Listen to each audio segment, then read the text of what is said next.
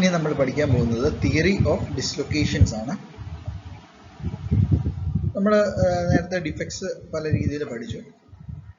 ഇതിനകത്ത് എങ്ങനെയാണ് ഒരു ഡിസ്ലൊക്കേഷൻ, നമ്മുടെ സ്ലിപ്പ് അല്ലെങ്കിൽ എഡ്ജ് ഡിസ്ലൊക്കേഷൻ ഒക്കെ പഠിച്ചു. അതിനകത്ത് ഒരു ക്വസ്റ്റ്യനിൽ നിന്ന് വേറൊരിടത്തേക്ക് എങ്ങനെയാണ് ഇത് മൂവ് ചെയ്യുന്നത് എന്നുള്ളതാണ് ഈ ഡിസ്ലൊക്കേഷൻ തിയറി നമുക്ക് പഠിപ്പിച്ചു തരുന്നത്. സോ മെയിൻലി രണ്ട് സോഴ്സസ് ഓഫ് ഡിസ്ലൊക്കേഷൻ ആണ് ഉള്ളത്. ഫസ്റ്റ് സോഴ്സ് ഓഫ് ഡിസ്ലൊക്കേഷൻ 1 അതെന്ന് പറയുന്നത് നാച്ചുറൽ കോൺസിക്വൻസ് ആണ്. അതായത് ഒരു ക്രിസ്റ്റലിന്റെ ഫോർമേഷൻ അല്ലെങ്കിൽ അതിന്റെ ഗ്രോത്തിന്റെ സമയത്ത് ഉണ്ടാകാവുന്ന ഒരു ഡിഫക്റ്റ് കൊണ്ട് ഉണ്ടാകുന്ന dislocation. It's a dislocation needed for plastic deformation. രണ്ടാമത്തേന്ന് പറഞ്ഞാൽ ഒരു മെറ്റീരിയലിനകത്ത് എക്സിസ്റ്റിംഗ് ഒരു ഡിഫോർമേഷൻ ഉണ്ട്. ആ ഡിഫോർമേഷൻ ഗ്രോ ചെയ്യുന്ന ഒരു ഫാക്ടർ, അത് ഗ്രോ ചെയ്ത് ഡിസ്ലൊക്കേഷൻ ട്രാൻസ്ഫർ ചെയ്യുന്നതിന്, അതിനെയാണ് സോഴ്സ് ഓഫ് ഡിസ്ലൊക്കേഷൻ 2 എന്ന് പറയുന്നത്. സോ ഈ എക്സിസ്റ്റിംഗ് ഡിസ്ലൊക്കേഷൻ ട്രാൻസ്ഫർ ചെയ്ത് ഡിഫോർമേഷൻ അല്ലെങ്കിൽ ഡിസ്ലൊക്കേഷൻ ഉണ്ടാകുന്നത് എങ്ങനെയാണെന്ന് സജസ്റ്റ് ചെയ്യുന്ന ഒരു ടേമാണ് ഫ്രാങ്ക് റീഡ് സോഴ്സ് എന്ന് പറയുന്നത്. സോ അതെന്താണെന്ന് നമുക്ക് നോക്കാം. Next is Frank read source. ഇത് വരുന്നത് സോഴ്സ് ഓഫ് ഡിസ്ലൊക്കേഷൻ ആണ്. നമുക്കൊരു ഡിസ്ലൊക്കേഷൻ ഉണ്ടെങ്കിൽ ആ ഡിസ്ലൊക്കേഷനുള്ള സോഴ്സ് എങ്ങനെയാണ്, അല്ലെങ്കിൽ ഒരു ഡിസ്ലൊക്കേഷൻ എങ്ങനെയാണ് മൂവ് ചെയ്യുന്നത് എന്നുള്ളതൊക്കെയാണ് ഈ ഒരു ഫ്രാങ്ക് റീഡ് സോഴ്സ് വഴി എക്സ്പ്ലെയിൻ ചെയ്യാൻ ശ്രമിക്കുന്നത്. സോ നമുക്കൊരു ഡിസ്ലൊക്കേഷൻ ഉണ്ട്. So consider segment of dislocation. ഒരു സെഗ്മെന്റ് ആയിട്ട് നമ്മൾ ഇതിനെ കൺസിഡർ ചെയ്യുന്നു. ദാറ്റ് ബി എ ബി എന്ന് പറയുന്ന ഒരു സെഗ്മെന്റിനെ നമുക്ക് കൺസിഡർ ചെയ്യാം. ഇവിടെ ഒരു ഷിയർ സ്ട്രെസ് അപ്ലൈ ചെയ്യാം, ഒരു ഷിയർ ടോ നമുക്കിവിടെ അപ്ലൈ ചെയ്യും. സോ നമുക്ക് പല രീതിയിൽ നമുക്ക് ഡിസ്ലൊക്കേഷൻ മൂവ്മെന്റ് നടത്താൻ പറ്റുന്നതാണ്. ഇവിടെ നമ്മൾ ഡിഫോർമേഷനെ ബേസ് ചെയ്തിട്ട് തന്നെ എങ്ങനെയാണ് ഇത് ഒരു എക്സിസ്റ്റിംഗ് ഡിഫോർമേഷൻ, അതായത് നമുക്കൊരു പർട്ടിക്കുലർ മെറ്റീരിയലിനകത്ത് ഒരു ഡിഫക്റ്റ് ഉണ്ട്, ആ ഡിഫക്റ്റ് അല്ലെങ്കിൽ ഒരു ഡിഫോർമേഷൻ ഉണ്ട്, ആ ഡിഫക്റ്റിനെ എങ്ങനെയാണ് ഗ്രോ ചെയ്ത് ഈ ഒരു ഡിസ്ലൊക്കേഷൻ എക്സ്പാൻഡ് ചെയ്യുന്നതെന്നാണ് നമ്മൾ ഇതിനകത്ത് പഠിക്കുന്നത്. So we have A line segment A B എന്ന് പറയുന്ന ഒരു സെഗ്മെന്റ് ഓഫ് ഡിസ്ലൊക്കേഷൻ ഉണ്ട്. അത് ഒരു സ്ലിപ്പ് പ്ലെയിനകത്ത് ലൈ ചെയ്യുന്നു. സോ നമ്മളിവിടെ ഒരു ഷിയർ സ്ട്രെസ് ടോ ഇവിടെ ആക്ട് ചെയ്യുകയാണ്. സോ ഈ ഒരു ഷിയർ സ്ട്രെസ് ടോ ആക്ട് ചെയ്യുമ്പോൾ എന്താണ് സംഭവിക്കുക? ഇതിനെ നമുക്ക് ഫിഗർ എ എന്ന് പറഞ്ഞെടുക്കാം. സോ ഈ ഒരു ഡിസ്ലൊക്കേഷൻ ഷിയർ സ്ട്രെസ് ആക്ട് ചെയ്യുമ്പം this is A and this is B അല്ലേ. ഇത് എന്ത് ചെയ്യും? ഇത് പയ്യെ ഈ ഡിസ്ലൊക്കേഷൻ ഗ്രോ ചെയ്യാൻ സ്റ്റാർട്ട് ചെയ്യും. ഈ രീതിയിൽ ഇതിനെ ഡിസ്ലൊക്കേഷൻ ഗ്രോ ചെയ്യാൻ സ്റ്റാർട്ട് ചെയ്യും. ദാറ്റ് ഈസ് ഇവിടെ നമുക്ക് ഇതിൻ്റെ ഷിയർ സ്ട്രെസ് ടോ ഉണ്ട്. So this is A and B. So ഇത് ആദ്യം ഒരു സ്ട്രെയിറ്റ് ലൈൻ സെഗ്മെന്റ് ആയിരുന്നു. അത് ഒരു പയ്യെ ഒന്ന് ബൾജ് ഔട്ട് ചെയ്യാൻ തുടങ്ങി. മറ്റേ പർട്ടിക്കുലർ നമുക്ക് ഇങ്ങനെ ഒരു ലൈൻ എടുത്തു കഴിഞ്ഞാൽ, സോ ഇതതിൻ്റെ ഒരു പർട്ടിക്കുലർ റേഡിയസ് ആണ്. ഒരു പർട്ടിക്കുലർ റേഡിയസിൽ ഇത് ബൾജ് ഔട്ട് ചെയ്യാൻ സ്റ്റാർട്ട് ചെയ്തു.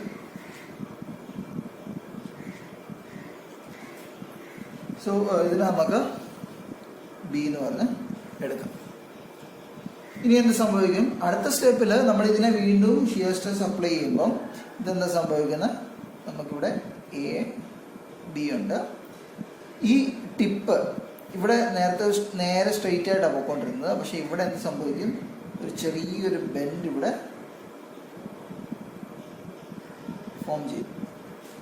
അതായത് ഇവിടെ നേരത്തെ ഫിഗർ നോക്കിയാൽ അറിയാം. നേരത്തെ ഫിഗറിനകത്ത് എങ്ങനെയായിരുന്നു? ഇവിടുന്ന് സ്ട്രെയിറ്റ് ആവുക അല്ലേ, ഇങ്ങനെ സ്ട്രെയിറ്റ് ആവുക. പക്ഷെ ഇവിടെ എന്താ സംഭവിച്ചത്? ഇതിന് താഴേക്ക് ഒരു ബെൻഡ് രണ്ട് വശത്തും ഫോം ചെയ്യുന്നു. സോ നെക്സ്റ്റ് സ്റ്റെപ്പിൽ നമുക്ക് ഈ ബൾജിങ് ഗ്രോ ചെയ്യുകയാണ്. ഇവിടെ ബൾജിങ് ഗ്രോ ചെയ്യുവാണ്. This is A, this is B. നമുക്കിതിനെ ഫിഗർ സി ആയിട്ട് നമുക്ക് എടുക്കാം. വീണ്ടും ഈ ഷിയർ സ്ട്രെസ് ഇവിടെ അപ്ലൈ ചെയ്യാണ്. The shear stress is to. ഈ ഒരു കണ്ടീഷനിൽ നമുക്ക് ഇപ്പോഴത്തെ ഒരു സിറ്റുവേഷനിൽ എത്തിയിട്ടുണ്ട്. നമ്മൾ വീണ്ടും ഷിയർ സ്ട്രെസ് അപ്ലൈ ചെയ്യുകയാണ്. ഷിയർ സ്ട്രെസ് അപ്ലൈ ചെയ്യുമ്പം എന്ത് സംഭവിക്കും? നമുക്ക് എ ബി ഉണ്ട്. സോ ഇത് വളരെ വിഗറസ് ആയിട്ട്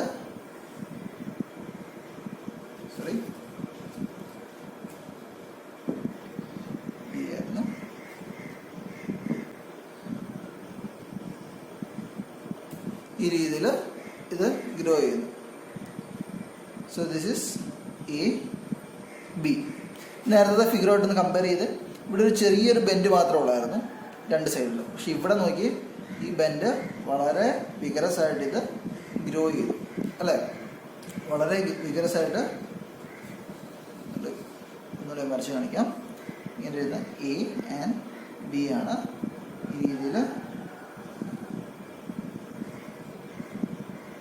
ഈ രീതിയിൽ ഇത് ഗ്രോ ചെയ്തു. This is A and B.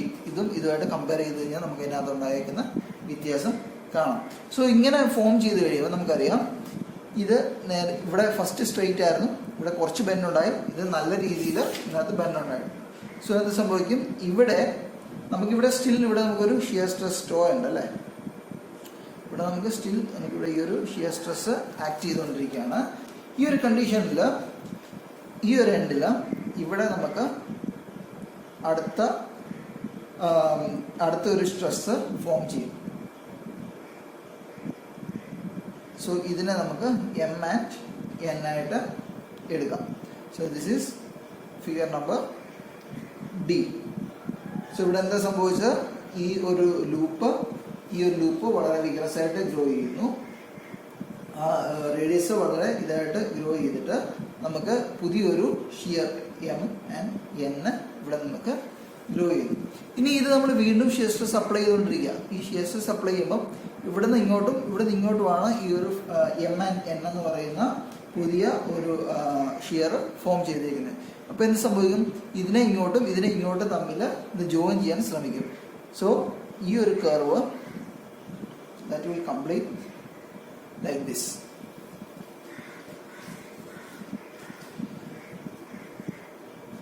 ഈ എൻഡും തമ്മിൽ കൂട്ടിമുട്ടും. സോറി,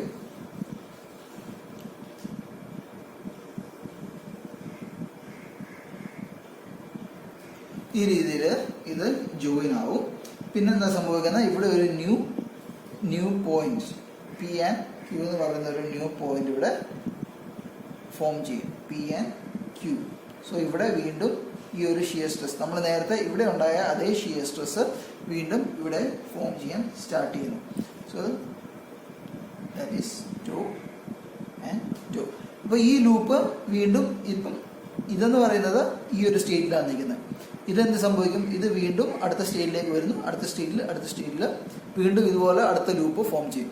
സോ ഇതുപോലെ ഡിഫറെൻറ്റ് ലൂപ്സ് ഇതിലെ വെളിയിൽ കൂടെ പ്ലോട്ട് ചെയ്ത് ജോയിൻ ചെയ്ത് ഫോം ചെയ്തിട്ടാണ് ഈ ഒരു ഡിസ്ലൊക്കേഷൻ മൂവ്മെൻറ്റ് ഗ്രോ ചെയ്യുന്നത്. സോ ഇത് നമുക്ക് വളരെ സിമ്പിളായിട്ട് പറഞ്ഞു കഴിഞ്ഞാൽ, നമ്മൾ ഒരു വെള്ളത്തിനകത്തേക്ക് സ്റ്റില്ലായിട്ട് നിൽക്കുന്ന വെള്ളത്തിനകത്തേക്ക് ഒരു ചെറിയ കല്ല് ഡ്രോപ്പ് ചെയ്ത് കഴിയുമ്പോൾ നമുക്കറിയാം ഇങ്ങനെ ഒരു വാട്ടറുണ്ട്, നമുക്ക് ഒരു ചെറിയൊരു സ്റ്റോൺ ഇതിനകത്തേക്ക് ഡ്രോപ്പ് ചെയ്യാം. ചെറിയ സ്റ്റോൺ ഡ്രോപ്പ് ചെയ്യുമ്പോൾ എന്ത് സംഭവിക്കും, ഇതിനകത്ത് ഈ രീതിയിൽ വെളിയിലേക്ക് ലൂപ്പ് ഫോം ചെയ്ത് വെളിയിലേക്ക് പോകുന്നത് നിങ്ങൾക്ക് കാണാൻ പറ്റും. സോ ഈ ഒരു സെയിം ഫോർമേഷനാണ് ഈ ഒരു ഡിസ്ലൊക്കേഷൻ മൂവ്മെൻറ്റിനകത്ത് ഉണ്ടാകുന്നത്. ഈ ഒരു ചെറിയ ലൈൻ സെഗ്മെൻ്റ് ആണ് നമുക്ക് ഇനീഷ്യലി ഉണ്ടായിരുന്നത്. ഈ ഒരു ലൈൻ സെഗ്മെൻറ്റിനകത്തു നിന്ന് നമ്മളൊരു ഷിയർ സ്ട്രെസ് അപ്ലൈ ചെയ്ത് കഴിയുമ്പം ആദ്യം ഈ ലൈൻ സെഗ്മെൻറ്റ് ചെറുതായിട്ട് ഗ്രോ ചെയ്യും, പിന്നെ ചെറിയ ലൂപ്പ് ആവാൻ ട്രൈ ചെയ്യുന്നു. ഇവിടുന്ന് വിഗ്രസ് ആയിട്ട് അത് ഗ്രോ ചെയ്ത് ഈ രണ്ട് എൻഡ് തമ്മിൽ ജോയിൻ ചെയ്ത് ഇതുപോലെ ഒരു ലൂപ്പാവും. പിന്നെ അടുത്ത സെഗ്മെൻറ്റ് ഇതിനകത്ത് ഫോം ചെയ്യാം. അപ്പം ആ അടുത്ത സെഗ്മെൻറ്റ് വീണ്ടും ഇതേ സ്റ്റേജിലൂടെ ഗ്രോ ചെയ്ത് ഇൻഫിനിറ്റ് നമ്പർ ഓഫ് ലൂപ്സ്, ഈ ഇൻഫിനിറ്റ് നമ്പർ ഓഫ് ലൂപ്സിലൂടെ ഈ ഒരു ഡിസ്ലൊക്കേഷൻ മൂവ്മെൻറ്റ് ഗ്രോ ചെയ്യുന്നു. ഇതിനെയാണ് നമ്മൾ ഫ്രാങ്ക് റീഡ് സോഴ്സ് എന്ന് നമ്മൾ പറയുന്നത്. It's A source. ഈ എ ബി എന്ന് പറയുന്നതാണ് ഇവിടെ സോഴ്സ് ഓഫ് ഡിസ്ലൊക്കേഷൻ എന്ന് ജനറലി പറയുന്നത്. Consider a segment of dislocation AB as shown in figure A. Figure എയിൽ കാണിച്ചിരുന്ന ഒരു സ്ട്രെയിറ്റ് ലൈൻ എ ബി എന്ന് പറഞ്ഞ ഡിസ്ലൊക്കേഷൻ പ്ലെയിൻ ഉണ്ട്. And A B cannot grow beyond this point AB due to certain reasons. If a shear stress toe is applied, the dislocation bulges out and produces a slip as shown in figure B. നമ്മൾ A B എന്ന് പറഞ്ഞ straight line ഉണ്ടായിരുന്ന ഒരു ഡിസ്ലൊക്കേഷനിലേക്ക് നമ്മൾ shear stress to apply ചെയ്യുമ്പോൾ നമ്മളത് വെളിയിലേക്ക് bulge ചെയ്ത് വരും. For a given stress, the dislocation line will assume a certain radius of curvature and the loop continues to expand under increasing stresses. When the loop reaches a stage as in figure D, the segments M and N will meet, annihilate each other to form a large loop, and a new dislocation segment PQ is formed as in figure E. നമ്മൾ നേരത്തെ പറഞ്ഞ പോലെ തന്നെ loop grow ചെയ്ത് പുതിയ രണ്ട് segment എമ്മും എന്നും ഉണ്ടാവും. അത് തമ്മിൽ മീറ്റ് ചെയ്ത് പുതിയൊരു ലൂപ്പ് ഫോം ചെയ്യും. അതുപോലെ തന്നെ new dislocation P Q form ചെയ്യുന്നു. Once the original loop moves out into this stage, the loop can continue to expand and the segment PQ is in a position to repeat the process. A Frank-Reed source can operate continuously and produce an infinite number of loops, provided the loop moves out and disappear at the surface of crystal. അത് ആ loop വെളിയിലേക്ക് പോയി ആ സർഫസിന്റെ boundary കൂടെ വെളിയിലേക്ക് expand ചെയ്ത് പോവാം. However, if the loop are piled up against an obstacle such as green boundary, back stresses may begin to build at the source and the source gradually dies out. അതായത് നമ്മളിപ്പോൾ ഒരു റൂട്ടിൽ പോവാം. അപ്പോൾ പോകുന്ന റൂട്ടിൽ ഒരു ഒബ്സ്റ്റക്കിൾ ഉണ്ടെങ്കിൽ ഈ പോകുന്ന ലൂപ്പ് ആ ഒബ്സ്റ്റക്കിളിനെ ഹിറ്റ് ചെയ്ത് നിൽക്കും. അപ്പോൾ അവിടെ ഒരു ബാക്ക് സ്ട്രെസ്, അതായത് ഈ ഒരു ട്രാവലിനെ ഒബ്സ്ട്രക്ട് ചെയ്യാൻ വേണ്ടി ഒരു ബാക്ക് സ്ട്രെസ് ജനറേറ്റ് ചെയ്യുകയും ആ സോഴ്സ് ഗ്രാജുവലി നിന്നുപോവുകയും ചെയ്യും. അതാണ് Frank-Reed സോഴ്സ് എന്ന് പറയുന്നത്. Next is movement of dislocation. Motion of large number of dislocation within the crystal result in plastic deformation. Edge dislocation, the shear stress applied in a direction perpendicular to the dislocation line. The process by which the plastic deformation is produced by dislocation movement is termed as glide or slip. നമ്മുടെ ഒരു glide അല്ലെങ്കിൽ slip എന്ന് പറഞ്ഞ process എങ്ങനെയാണ് സംഭവിക്കുന്നത് എന്നാണ് next പഠിക്കുന്നത്. നമ്മൾ നേരത്തെ എഡ്ജ് ഡിസ്ലൊക്കേഷൻ ഒക്കെ പഠിച്ചായിരുന്നു. സോ ഈ എഡ്ജ് ഡിസ്ലൊക്കേഷനകത്ത് നമ്മൾ നേരത്തെ പറഞ്ഞ പോലെ ഒരു എക്സ്ട്രാ പ്ലെയിൻ ഓഫ് ആറ്റംസ് വരുമ്പോൾ എങ്ങനെയാണ് ഈ സൈഡിലേക്ക് ബൾജ് ചെയ്ത് വരുന്നതെന്നാണ് ഇത് കാണിക്കുന്നത്. എങ്ങനെയാണ് പുതിയ ബോണ്ട് ക്രിയേറ്റ് ചെയ്തത്. ഇതൊക്കെയാണ് ഗ്ലൈഡ് അല്ലെങ്കിൽ സ്ലിപ്പ് എന്ന് പറയുന്നത് ഇതിനകത്ത് കാണിക്കുന്നത്. എഡ്ജ് ഡിസ്ലൊക്കേഷൻ, ഈ സ്ക്രൂ ഡിസ്ലൊക്കേഷനകത്ത് അങ്ങനെയാണ് പുതിയ പൊസിഷനിൽ ഇത് ബോണ്ട് ക്രിയേറ്റ് ചെയ്യുന്നത്. The basic mode of dislocation movement is a way of slip along the slip plane. Edge dislocation is in a direction perpendicular to its dislocation line and parallel to Berger vector. Screw dislocation in a direction perpendicular to the dislocation line and Berger's vector. During slip, atomic bonds at one point breaks and re-establish at another point. അപ്പം ആദ്യം കാണിച്ചിരിക്കുന്നത് first figure എന്ന് പറഞ്ഞൊരു perfect ക്രിസ്റ്റലിനെയാണ്. Second ഫിഗറിനകത്തേക്ക് നമ്മളൊരു extra plane of atom വന്ന് immerse ചെയ്യുകയാണ്. അതിനകത്ത് B എന്ന് പറയുന്ന ആ പോയിന്റ് റെപ്രസെന്റ് ചെയ്യുന്ന ഒരു എക്സ്ട്രാ പ്ലെയിൻ ഓഫ് ആറ്റത്തിനെയാണ്. സോ അവിടെ എന്ത് സംഭവിക്കും? അതിന് തൊട്ട് താഴെ നോക്കുവാണെങ്കിൽ നമുക്ക് സി ഡി എന്ന് പറഞ്ഞ അത് നോർമലി ആ പ്ലെയിനകത്ത് ഉണ്ടായിരുന്നത് തന്നെയാണ്. അപ്പം ഇനിഷ്യലി എന്താ സംഭവിക്കുന്നത്? ബി എന്ന് പറഞ്ഞ പോയിന്റിന് താഴേക്ക് കണക്ഷൻ ഒന്നുമില്ല. അപ്പം പോയിന്റ് ബി സിയുമായിട്ട് ഒരു ബോണ്ട് ക്രിയേറ്റ് ചെയ്തു. അപ്പോൾ എന്ത് സംഭവിക്കുന്നത്? ഇ എന്ന് പറഞ്ഞ പോയിന്റ് വേക്കൻ്റ് ആവും. അടുത്തതെന്ന് പറഞ്ഞാൽ ഇ എന്ന് പറയുന്ന പോയിന്റ് അതിന്റെ തൊട്ട് താഴത്തെ പോയിന്റ് ഡിയുമായിട്ട് ബോണ്ട് ക്രിയേറ്റ് ചെയ്യുന്നു. അപ്പം എഫ് വേക്കൻ്റ് ആവും. അടുത്ത എഫ് എന്ന് പറയുന്ന പോയിന്റ് അടുത്ത എഡ്ജിലെ ആ ഒരു ആറ്റവുമായിട്ട് ബോണ്ട് ക്രിയേറ്റ് ചെയ്യുന്നു. ലാസ്റ്റ് പോയിന്റ് വേക്കൻ്റ് ആവും. ഇങ്ങനെയാണ് സൈഡിലേക്ക് ഇത് എക്സ്പാൻഡ് ആകുന്നത്. So that is the process of glide അല്ലെങ്കിൽ സ്ലിപ്പ്. നെക്സ്റ്റ് ഒരു ടേം എന്ന് പറയുന്നത് ക്രോസ് സ്ലിപ്പ് എന്ന് പറയുന്ന ടേമാണ്. അതായത് when a screw dislocation moving along a slip plane encounters an obstacle, it is blocked from further movement along a plane. The dislocation can now shift to another intersecting slip plane and continue to move along the plane is called cross plane. അതായത് നമ്മളിപ്പം നമ്മുടെ ഫ്ലോറിലേക്ക്, നമ്മൾ തറയിലേക്ക് വെള്ളം ഒഴിക്കാൻ നോക്കി. അത് normally എന്ത് വരും? ഒരു ബക്കറ്റിനകത്ത് വെള്ളം ഒഴിക്കുകയാണെങ്കിൽ അത് തറയിൽ കൂടെ അങ്ങ് ഫ്ലോ ചെയ്യും. ഫ്ലോറ് ഫ്ലാറ്റായിട്ട് കിടക്കുകയാണെങ്കിൽ.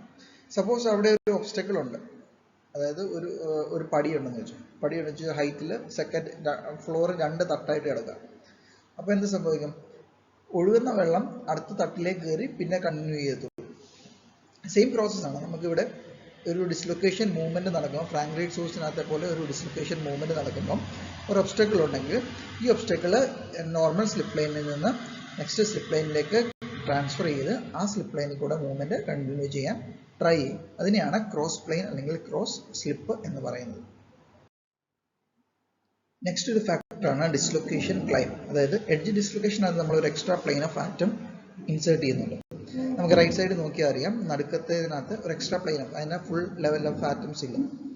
സോ ഇങ്ങനെ വരുമ്പം സപ്പോസ് ഈ നോർമൽ കണ്ടന്റിനകത്ത് എവിടെയെങ്കിലും ഒരു പ്ലെയിൻ വേക്കൻസി ഉണ്ടെങ്കിൽ, സോ ഈ ഡിസ്ലൊക്കേഷനകത്ത് അതായത് എക്സ്ട്രാ ആഡ് ഓൺ ആയിരിക്കുന്ന പ്ലെയിനിലെ ഒരു സെറ്റ് ഓഫ് ആറ്റത്തിന് ആ വേക്കൻസി പൊസിഷനിലേക്ക് ഷിഫ്റ്റ് ചെയ്യാം.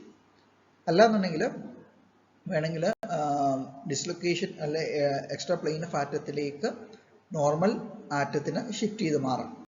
സോ ആ രണ്ട് മൂവ്മെന്റിനെയാണ് നമ്മൾ ഡിസ്ലൊക്കേഷൻ ക്ലൈംബ് എന്ന് നമ്മൾ പറയുന്നത്. അതായത് ഫസ്റ്റ് ഫിഗർ നോക്കുകയാണെങ്കിൽ അതൊരു പോസിറ്റീവ് ക്ലൈംബാണ്. അതായത് എക്സ്ട്രാ പ്ലെയിനിൽ നിൽക്കുന്ന ഒരു ആറ്റം അത് വേക്കൻസി പൊസിഷനിലേക്ക് ഷിഫ്റ്റ് ചെയ്ത് കയറുക. So that is a positive climb. രണ്ടാമത്തേതിനകത്താണെങ്കിൽ നോർമലി നിൽക്കുന്ന ഒരു ആറ്റം, നോർമൽ ആറ്റം എഡ്ജ് ഡിസ്ലൊക്കേഷന് ആഡ് ചെയ്ത എക്സ്ട്രാ പ്ലെയിനിൻ്റെ അതിൻ്റെ കൂടെ ആഡ് ആയിട്ട് വരിക, അതായത് ക്ലൈം ഡൗൺ ചെയ്യുക, അത് എക്സ്ട്രാ പ്ലെയിനിലേക്ക് ആഡ് ഓൺ ആവുക. സോ അതിനെയാണ് നെഗറ്റീവ് ക്ലൈംബ് എന്ന് നമ്മൾ പറയുന്നത്.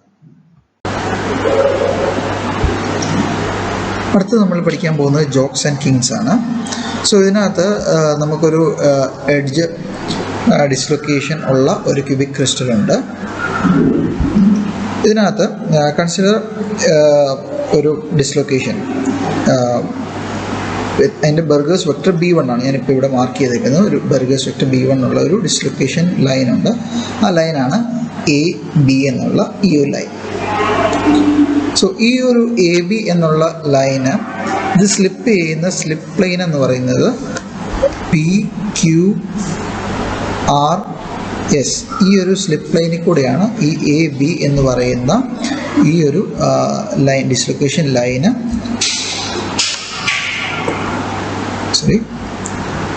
ഈ AB എന്ന് പറയുന്ന dislocation line with Burgers vector B1 transfer ചെയ്യുന്നത്. അതുപോലെ തന്നെ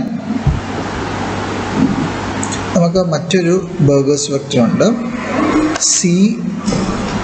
നമുക്കൊരു ഡിസ്ലൊക്കേഷൻ ലൈൻ CD ഉണ്ട് വിത്ത് ബർഗേഴ്സ് വെക്ടർ B2. ഇത് ട്രാൻസ്ഫർ ചെയ്യുന്ന പ്ലെയിൻ എന്ന് പറയുന്നത്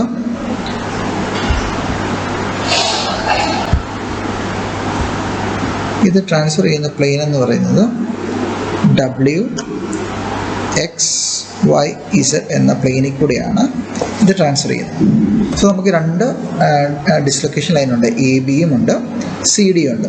ഒന്ന് മുകളിൽ താഴേക്ക് ഫ്ലോ ചെയ്യുന്നു, അതിൻ്റെ ബർഗേഴ്സ് വെക്ടർ B1. അത് ഫ്ലോ ചെയ്യുന്ന പ്ലെയിൻ എന്ന് പറയുന്നത് PQRS ആണ്.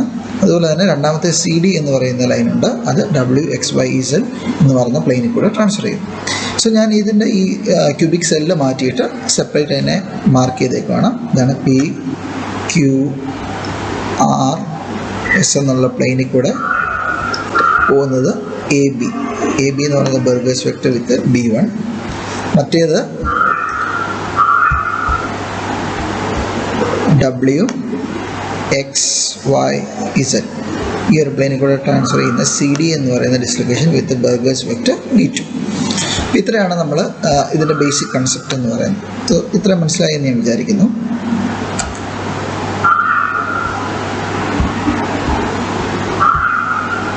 അടുത്തത് ഇനി നമ്മൾ ഫസ്റ്റ് കേസ് എടുക്കുകയാണ്. ജോക്സ് എന്താണ്, കിങ്സ്, രണ്ട് ടേമാണ്. സോ ഇതിനകത്ത് വെൻ ദ ഡിസ്ലൊക്കേഷൻ AB, അതായത് ഈ ഡിസ്ലൊക്കേഷൻ AB എന്ന dislocation with Burgers vector B1 moves down, താഴേക്ക് മൂവ് ചെയ്യുമ്പോൾ it intersects with another dislocation. ഈ CD എന്ന് പറയുന്ന ഡിസ്ലൊക്കേഷൻ ഇതിലെ ഫ്ലോ ചെയ്യുന്നുണ്ട്. ഇത് ട്രാൻസ്ഫർ ചെയ്തുകൊണ്ടിരിക്കുക, ഇവിടെ നിന്ന് ഇങ്ങോട്ട് ട്രാൻസ്ഫർ ചെയ്തുകൊണ്ടിരിക്കുകയാണ്. So at a particular point AB will meet with CD. So this intersection produces a sharp break called joke in the dislocation, moving it out of the slip plane. അതായത് AB എന്ന് പറയുന്നത് താഴേക്ക് വന്നുകൊണ്ടിരിക്കുകയായിരുന്നു. So ഇത് താഴേക്ക് വന്നുകൊണ്ടിരുന്നപ്പോൾ ഇവിടെ ഒരു dislocation plain already ഉണ്ടായിരുന്നു, CD എന്ന് പറഞ്ഞ ഡിസ്ലൊക്കേഷൻ ലൈൻ ഉണ്ടായിരുന്നു. സോ ഇതിനെ എന്ത് ചെയ്യും, ഇത് ബ്രേക്ക് ചെയ്യും. അതായത് CD എന്ന സാധനം ഇപ്പം ഈ രീതിയിൽ ഇത് ബ്രേക്ക് ചെയ്ത് ഈ AB എന്ന് പറഞ്ഞ പ്ലെയിൻ നേരെ താഴേക്ക് പോയി. AB എന്ന പ്ലെയിനിന് CD എന്ന ഡിസ്ലൊക്കേഷൻ ലൈനിനെ ബ്രേക്ക് ചെയ്ത് നേരെ താഴോട്ട് വരുമായിരുന്നു. വന്നപ്പോൾ ഇപ്പം എന്താ സി ഡി എന്ന് പറഞ്ഞ സാധനം സ്ട്രെയിറ്റ് ലൈൻ പൊക്കോട്ടിരുന്ന സാധനം അത് നേരെ ബ്രേക്ക് ചെയ്ത് രണ്ട് പ്ലെയിനിലായിട്ട് ഇപ്പോൾ ഇത് ട്രാൻസ്ഫർ ചെയ്യാം. സോ ഇതിനെയാണ് നമ്മൾ ജോഗ് എന്ന് പറയുന്നത്. അടുത്ത ഒരു ടേം എന്ന് പറയുന്നത് കിങ്ക് ആണ്. Kink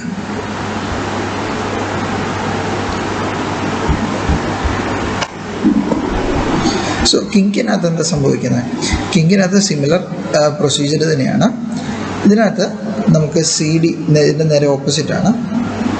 When the Burgers vector of intersecting dislocation are parallel to each other, jogs will be formed on both the dislocation. These jogs will lie on the original slip planes itself and they will have features of good dislocation. Such jogs are known as kinks. Okay, this നോക്കാം.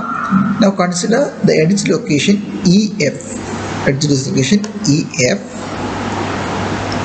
with Burgers vector B3 and moving along the slip plane PQRS. PQRS എന്ന് പറഞ്ഞ ഈ ഒരു പ്ലെയിനിൽ കൂടെ ഇങ്ങോട്ട് EF എന്ന് പറയുന്ന ഒരു ഡിസ്ലൊക്കേഷൻ ലൈൻ മൂവ് ചെയ്യാണ്. അതിൻ്റെ ബർഗേഴ്സ് വെക്റ്റർ B3 ആണ്. ഇവിടെ മറ്റൊരു ബർഗേഴ്സ് വെക്റ്റർ ഉണ്ട്, GH എന്ന് പറയുന്ന മറ്റൊരു ഡിസ്ലൊക്കേഷൻ പ്ലെയിൻ ഉണ്ട്. GH എന്ന് പറയുന്ന ഡിസ്ലൊക്കേഷൻ പ്ലെയിൻ ഉണ്ട്. ഇതിൻ്റെ ബർഗേഴ്സ് വെക്റ്റർ B4 ആണ്. ഇത് ഫ്ലോ ചെയ്യുന്ന WXYZ. സോ ഇങ്ങനെ ഫ്ലോ ചെയ്യുമ്പോൾ എന്ത് സംഭവിക്കും? ഇവിടെ ഒരു ബ്രേക്കേജ് ഉണ്ടായിരിക്കും. The two slip planes are normal to each other but the Burgers vector are parallel. ഇവിടെ നോക്കിയാൽ ഈ രണ്ട് ബർഗേഴ്സ് വെക്ടറും പാരലലാണ്. ഇതിൻ്റെ തൊട്ട് മുമ്പത്തെ കേസിൽ നമ്മൾ നോക്കുകയാണെങ്കിൽ എന്താണ്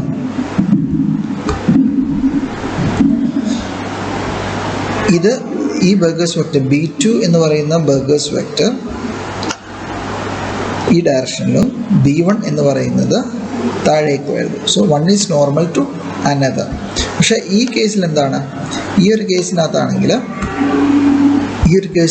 രണ്ടും പാരലലാണ്. മനസ്സിലായോ?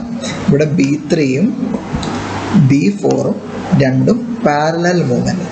സോ ഇങ്ങനെ പാരലൽ മൂവ്മെൻറ്റ് നടക്കുമ്പോൾ ഇവിടെ the intersection of these dislocation leads to formation of kinks as shown in figure F.